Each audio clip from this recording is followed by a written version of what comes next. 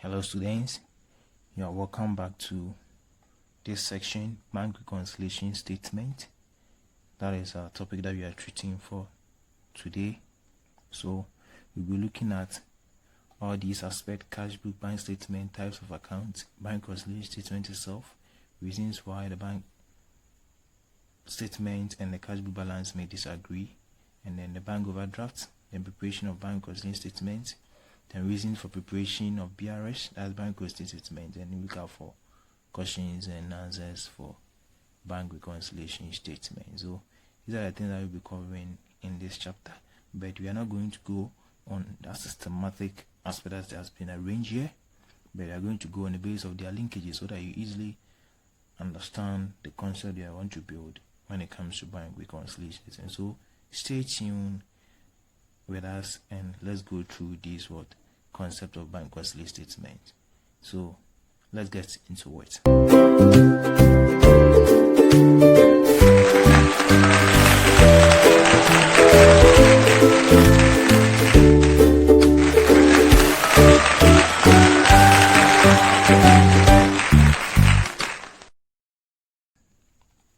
Now, this is what we are saying, that there are times in businesses, you see, there are times where a customer, right, may be engaged in some trading, right, and at the end of the day, he may have an account, he may have an account with the bank, and at the end of the day, the bank is expected to send a statement or a notice to the customer to show all his transactions that he's dealing with at a particular point in time.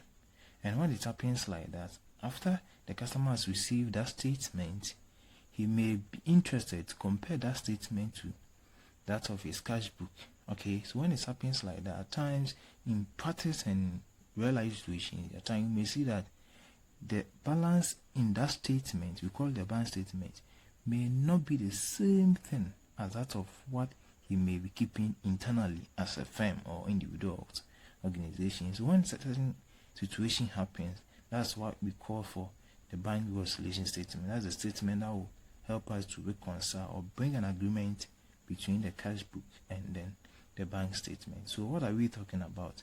So these are the things that we're going to look out for. So what is cash book? We are saying that a cash book basically is a subsidiary book and a book of account that is kept by the customer to record all transactions pertaining to payment and receipt in terms of cash or check. That is in terms of bank.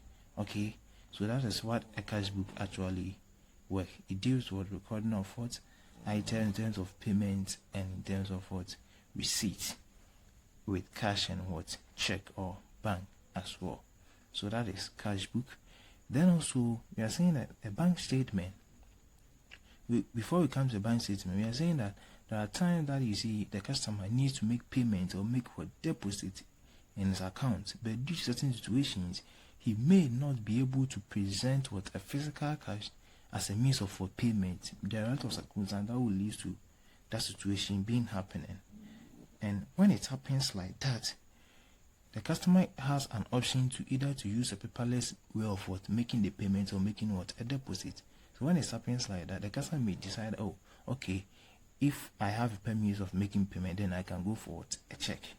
Okay, then this is what we are saying. If the customer decides I want to use a check to make payment, then meaning that is what he wanted to use to make the payment or the deposit. So when it happens like that, we'll expect that if any customer wants to use a check, then it is true that the customer may have an account with a bank.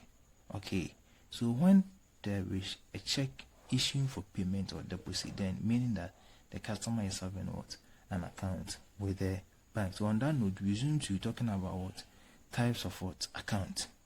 Types of account. Basically, we have three types of account. We'll take them briefly, then we discuss them as such. Basically, we have three types of accounts, but generally you can classify it into two kinds or two classifications. We have first one that we call it the deposit account. Then we have another one called the current account. All right. So on the deposit account too, we have what we call fixed deposit first, and we have what we call savings. We have fixed deposit and we have what we call savings account. Okay.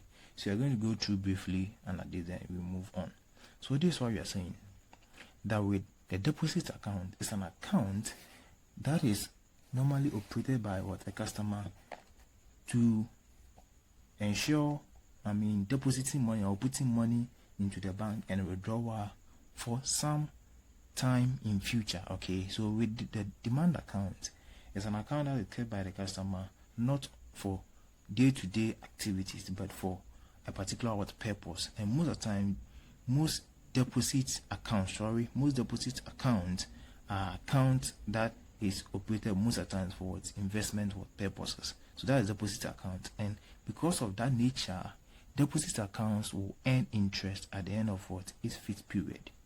Will earn interest at the end of its fixed period. So that is deposit account. It's an account that the customer will pay to ensure depositing money or putting money into the bank and also withdrawal for a certain period of time, or for a particular period of time. And we are saying under that, interest is earned periodically on the balance held in the account. That's what we're talking about. And we are saying that with the deposit account, we have two types. We have the fixed and then the savings account. The fixed account is an account where it's an account where it's more like where we deposit money for a longer period of time. Okay, so the fixed amount is more like the investment. It's an account that we keep for investment. At the end of the day, they're going to yield an interest on it. I hope that is clear. At the end of the day, fixed deposit will yield an interest on it. And with the savings account too, as we are saying, but with the fixed account, most of the times their withdrawal or deposit, especially their withdrawal, most of the times take on to, let's say 6 months or one year. Okay, but when it comes to the savings account, most of the times for monthly or can be kind of fortnight or weekly. That's where savings takes its form. And when it comes to depositing of money in a fixed and savings account, we use what we call the passbook. The passbook help us to make, we call it passbook. It's a book that helps us to make deposits. At the same time, when you are going to withdraw money from our deposit account, we use the same passbook to make that withdrawals. So that is the deposit account. When it comes to the current account is also another account that is being operated by a customer. And more specifically, with what we are discussing, bank statement, it most of the time deal with current account. Okay, so a customer will operate a current account where day-to-day activities, there is always transaction going on here and there, and always the customer might need one or the other money to run its daily business activities. And when you are facing such situation, then we are saying that the customer is expected to operate a current account. So it's an account. We are saying that this is an account. So we are saying that with the current account, it's an account which concerns with the regular banking and withdrawal of money.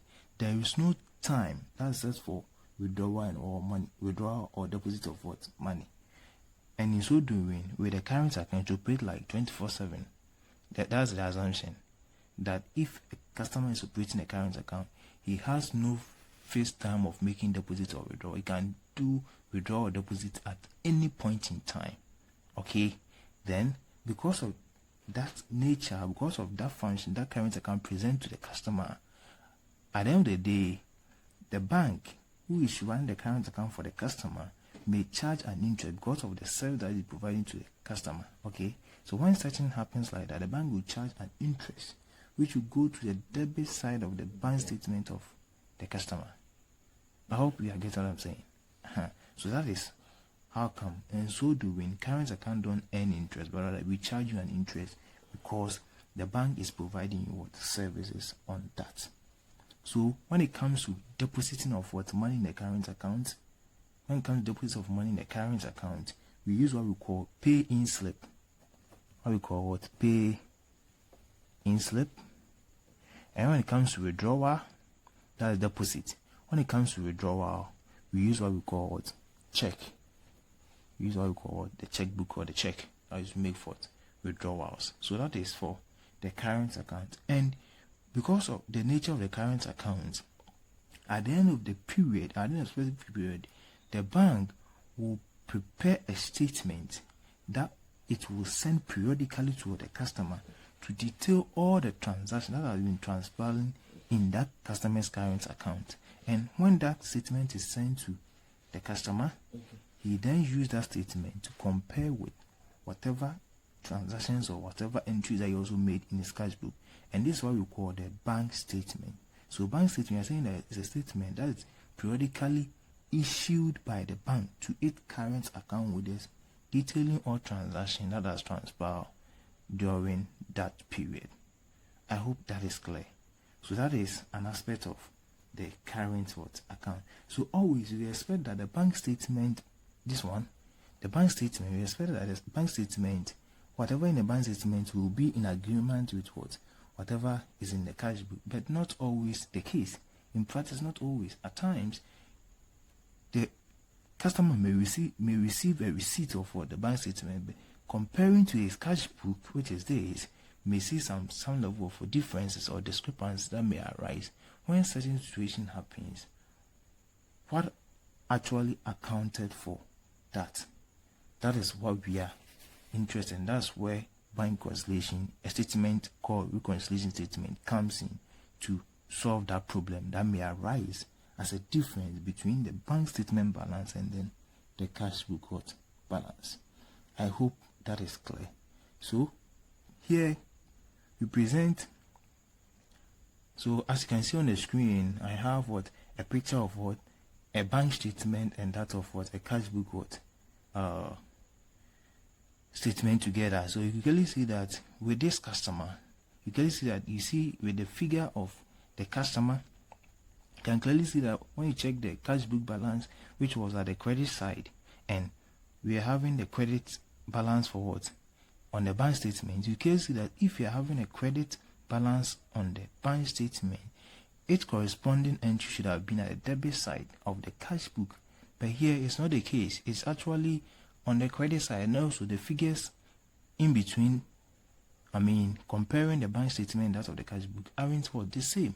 And when it happens like that, what actually causes that difference? That is where a bank reconciliation statement comes in. So we are saying that the bank reconciliation statement is a statement that is prepared by the customer, or that is prepared by the current account holder of the bank to reconcile or to bring an agreement between the bank statement balance, this one, bank statement balance, and that of the cash book balance. So it's a statement that is prepared by the current account holder of the bank to bring an agreement or to reconcile the difference that has occurred in the bank statement balance and then the cash book balance.